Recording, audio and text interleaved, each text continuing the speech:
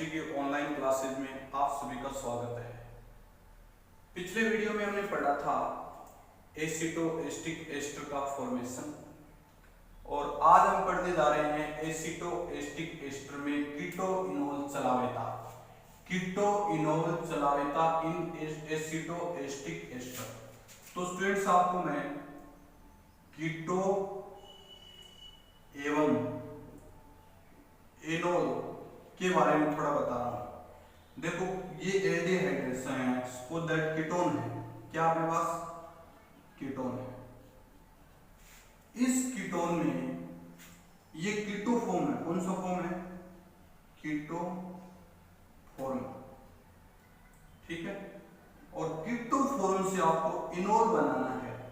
तो देखो ये बॉन्ड इधर शिफ्ट होगा और ये बॉन्ड इधर शिफ्ट होगा। तो आप लोग इसको क्या लिख सकते हैं? CH3 OH double bond CH2। इसको बोलेंगे इनोल फॉर्म। क्या बोलेंगे? Enol form. एक तो आपके पास है कीटो फॉर्म और दूसरा क्या आपके पास इनोल फॉर्म। अब इनोल फॉर्म किस में चेंज होगा? अभी कीटो फॉर्म में। इनोल फॉर्म किस में चेंज होगा? कीटो फॉर्म में। तो कीटो इनोल चलावेता वो कंपाउंड दर्शाते हैं जिसमें कीटो समूह पाया जाता हो या इनोल समूह पाया जाता हो, ठीक है स्टूडेंट्स। तो एसिटोएस्टिक एस्टर में अपन कीटो इनोल चलावेता पढ़ेंगे। क्या पढ़ेंगे? कीटो इनोल चलावेता। तो देखो ये अपने पास एसिटोएस्टिक एस्टर है, ये है। यहां लिखेंगे O(C2H5), ठीक है स्टूडेंट्स। अब देखो इसमें प्रेशर सिस्टम शुरू होता है।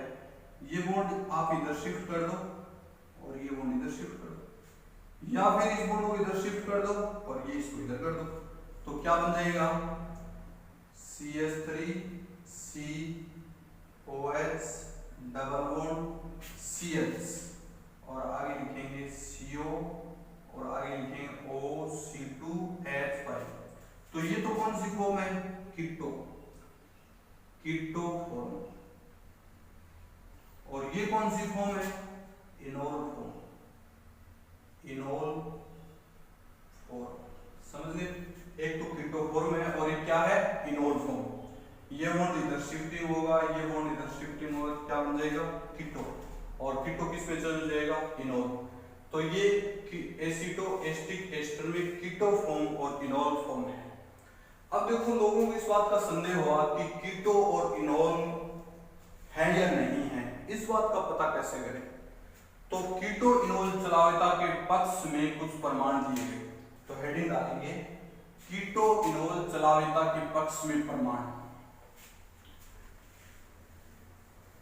हेडिंग डालें कीटो इनोल चलावेता के पक्ष में प्रमाण। Evidence in favour of keto enol tautomerism. Evidence in favour of keto enol tautomerism. Keto enol चलावेता के पक्ष में प्रमाण। तो दो साइंटिस्ट हैं। पहला तो गयुथर वैज्ञानिक गयुथर हुए हैं, उन्हें इनोल के पक्ष में प्रमाण दिया। इनोल के पक्ष में प्रमाण। किसके पक्ष में प्रमाण? इनोल के पक्ष में प्रमाण, ठीक है। और दूसरा जो साइंटिस्ट हुआ है उन्होंने, उसका नाम है फ्रैंकलिन ड्यूपा। फ्रैंकलिन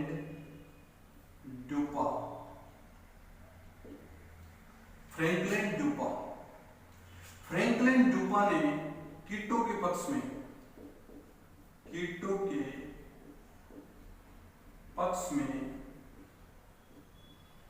प्रमाण दिए।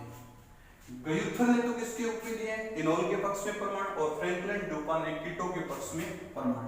ये कीटो इनोल चलावता के पक्ष में अपन प्रमाण के बारे में पढ़ेंगे। तो सबसे पहले हेडिंग डालेंगे गयुत्थर का इनोल के पक्ष में प्रमाण, गयुत्थर का इनोल के पक्ष में प्रमाण।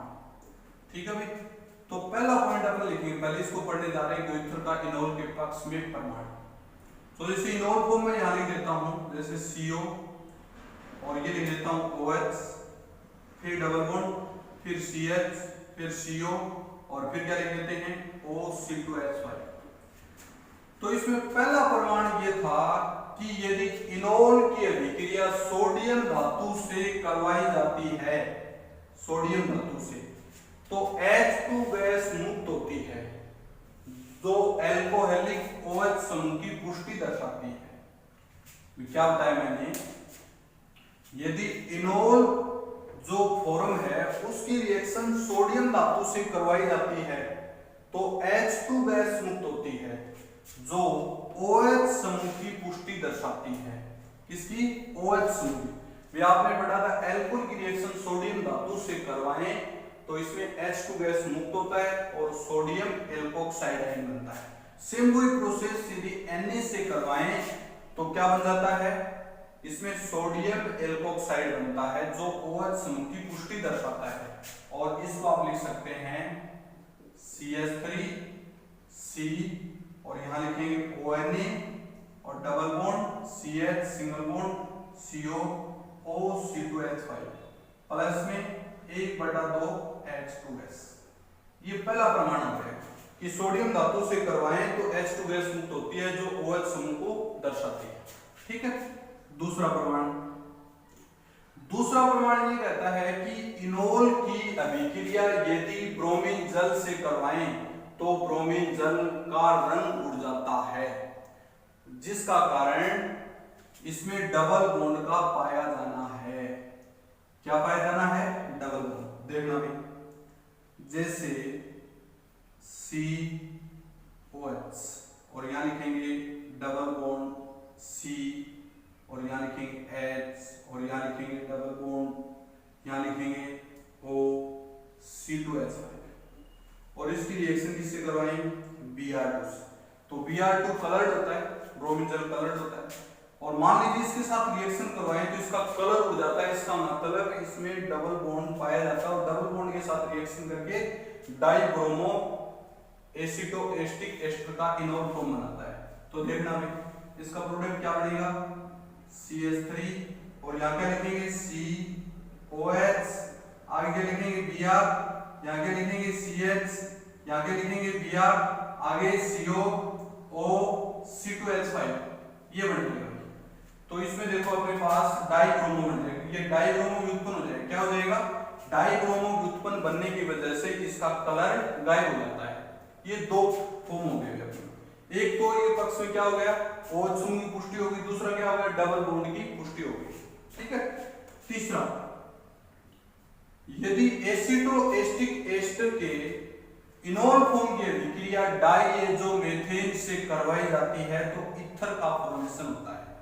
डाइएजोमेथेन से करवाई जाती है, किसका फॉर्मेशन होता है? ईथर का, जो OH समूह की उपस्थिति दर्शाता है। देखना CH3 C OH double bond CH single bond CO OC2H5 और यहां क्या लिखेंगे? डाइएजोमेथेन। क्या लिखेंगे? डाइएजोमेथेन। समझ गए? अब देखो क्या करना है, ये इसके साथ जुड़ जाएगा और ये बॉन्ड ऐसे तोड़ देंगे तो क्या बन जाएगा भाई? अपने पास CH3 C OCH3 double bond CH, फिर आगे क्या लिखें? CO OC2H5 plus N2, ether बन गया। और ईथर किसकी पुष्टि दर्शा रहा है? OH समूह की पुष्टि दर्शा रहा है। तो ये थे इसमें तीन पक्ष।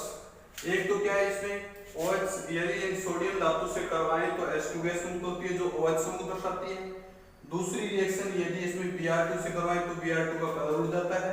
तीसरी रिएक्शन ये डाइएजोमेथेन से करवाएं तो डाइएजोमेथेन से करवाने पर ईथर का फॉर्मेशन होता है जो OH की स्थिति दर्शाता है। ठीक है, समझ गए? ये ग्युत्थर ने इनोल के पक्ष में प्रमाण दिए। अब हेडिंग डालें अपन फ्रैंकलिन ड्यूपा का कीटों के पक्ष में प्रमाण।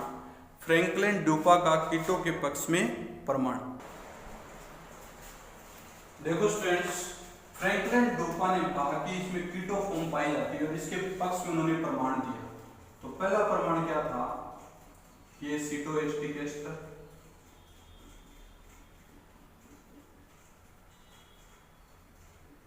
C2H5, इसकी रिएक्शन उन्होंने NaHSO3 के साथ करी, सोडियम बाइसल्फाइड। किसके साथ करी? Sodium bisulphide. यदि एसिटोएस्टिक एस्टर की अभिक्रिया सोडियम बाइसल्फाइड के साथ करवाई जाती है तो यौगो उत्पाद बनता है जो कीटो समूह की उपस्थिति दर्शाता है। कौन से समूह की? कीटो समूह। देखो कैसे टूटेगा भाई स्टूडेंट्स, Na पॉजिटिव और HSO3 नेगेटिव, ऐसे टूटेगा।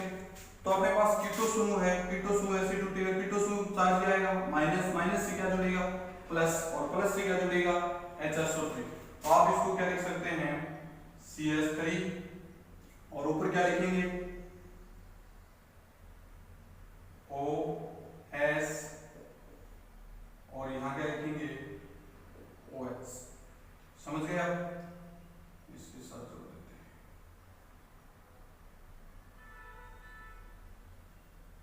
ये बन गया। और इधर क्या लिखेंगे? ठीक है, HSO3 क्या लिखेंगे? NaHSO3, इसके साथ Na जुड़ जाता है और इसको बोलते हैं यौगो उत्पाद, ONA, और आगे CH2, CO, O, C2H5, इसको बोलते हैं यौगो उत्पाद। यौगो उत्पाद। अब यौगो उत्पाद किसकी उपस्थिति दर्शा रहा है? यौगो उत्पाद इसमें कीटो समूह की उपस्थिति दर्शा रहा है। ठीक है। दूसरा प्रमाण, यदि HCl के साथ अभिक्रिया करवाई जाती है तो साइनोहाइड्रिन बनता है जो कीटो समूह की उपस्थिति दर्शाता है। CH3, CO, और यहां लिखेंगे CH2, CO, O, C2H5 plus HCl। HCl के साथ करवाएं तो HCl कैसे टूटेगा? H प्लस Cl माइनस, टूट गए। तो आगे क्या लिखेंगे इसमें? CH3, COH, और यहां लिखेंगे Cl, CH2, C double bond O, C2H5। इसको बोलते हैं एसिटोएस्टिक एस्टर के साइनोहाइड्रिन व्युत्पन्न। एसिटोएस्टिक एस्टर के साइनोहाइड्रिन व्युत्पन्न। तो दो प्रमाण इसने कीटो के पक्ष में दिए। एक तो इसमें NaHSO3 के साथ रिएक्शन करवाई तो यौगो उत्पाद बना, और दूसरा यदि HCl के साथ रिएक्शन करवाई तो साइनोहाइड्रिन बना। ये दोनों पक्ष किसकी उपस्थिति दर्शा रहे हैं? कीटो समूह की उपस्थिति दर्शा रहे हैं। तो ये फ्रैंकलिन ड्यूपा का कीटो के पक्ष में प्रमाण था। ठीक है भाई। अब एसिटोएस्टिक एस्टर जितना भी था यहाँ पर स्टूडेंट्स फिनिश हो गए हैं। अब अपन नेक्स्ट पढ़ेंगे 1,3-डाइथाइंस का एल्किलीकरण। हेडिंग डालिए 1,3-डाइथाइंस का एल्किलीकरण। नया कंपाउंड्स, एक ही टॉपिक है इसमें,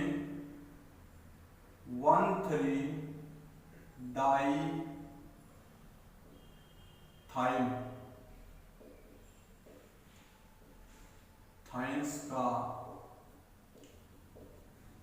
एल्किलीकरण। 1,3-डाइथाइंस का एल्किलीकरण, ये हेडिंग है। तो स्टूडेंट्स 1,3-डाइथाइंस देखो क्या होता है। जैसे अपने पास ये कंपाउंड है, यहां लिखेंगे S, यहां लिखेंगे S, यहां लिखेंगे C डबल बॉन्ड O, ये लिख दिया हमने। ठीक है, आप लोग इसको ऐसे भी लिख सकते हैं, यहाँ R लिख सकते हैं, यहाँ H लिख सकते हैं। 1,3-डाइथाइंस का एल्किलीकरण। तो 1,3-डाइथाइंस स्टूडेंट्स, और 1,3-डाइथाइंस अपन कैसे लिखे? 1, 2, 3। 1,3-डाइथाइंस क्या लिखेंगे? 1,3-डाइथाइंस। अब देखो सबसे पहले ये देखेंगे इसका फॉर्मेशन कैसे हो। 1,3-डाइथाइंस का फॉर्मेशन, इसी के अंदर छोटा सा पॉइंट लिखने जा रहे हैं। 1,3-डाइथाइंस का फॉर्मेशन मैं लिख देता हूं। 1,3-डाइथाइंस का निर्माण। तो स्टूडेंट सबसे पहले लिखिए 1,3 डाइथाइंस की फॉर्मेशन में क्या करेंगे अपन, जैसे ये लिख दिया मैंने HS CH2 CH2 CH2 SH 1 2 3 4 5। तो 1,5 डाइथायोल, 1,5 डाइथायोल, यानी अपन लिख सकते हैं प्रोप 1,3 डाइथायोल, प्रोप 1,3 डाइथायोल, 1 2 3 कार्बन है, तो अपन लिखेंगे प्रोप 1,3 डाइथायोल, एसएस को क्या बोलेंगे, थायोल।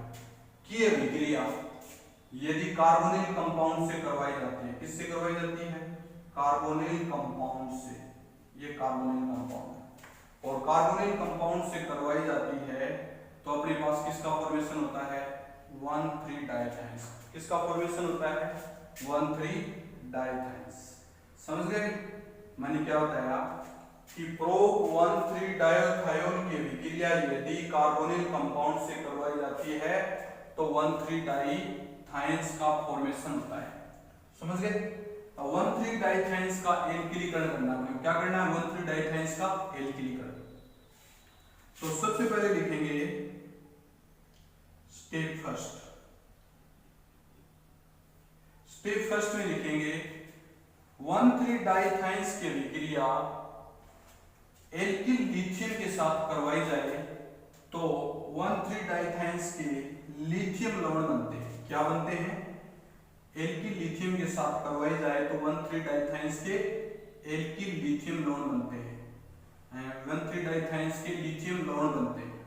देखो SSCr और यहाँ लिखेंगे H प्लस C4H9Li, तो यहाँ से बॉन्ड टूट जाएगा और ये बॉन्ड यहाँ से टूट जाएगा, H किसके साथ जुड़ेगा, C4H9 के साथ, तो अपन क्या लिख सकते हैं इसको, SSCr माइनस Li पॉजिटिव। समझ गए, पहला स्टेप हो गया कंप्लीट, और साथ में क्या लिखेंगे, C4H10, क्या लिखेंगे, C4H10, ये बन गए। अब 1,3 डाइथाइंस के लिथियम लवण की रिएक्शन यदि एल्किल हैलाइड से करवाई जाए, एल्किल हैलाइड से करवाई जाए तो 1,3 डाइथाइंस का एल्किलीकरण हो जाता है, एल्किल हैलाइड से करवाई जाए तो 1,3 डाइथाइंस का एल्किलीकरण हो जाता है। देखो ये अपने पास कंपाउंड है SCr negative, Li positive plus RX के साथ इसकी रिएक्शन करवाएं तो क्या बनेगा भाई, SS और यहाँ लिखेंगे Cr और यहाँ R प्लस LiX, ये बन जाएगा 1,3 डाइथाइंस का एल्किलीकरण। समझ गए स्टूडेंट्स, 1,3 डाइथाइंस के एल्किलीकरण में ये प्रोडक्ट बन जाएगा।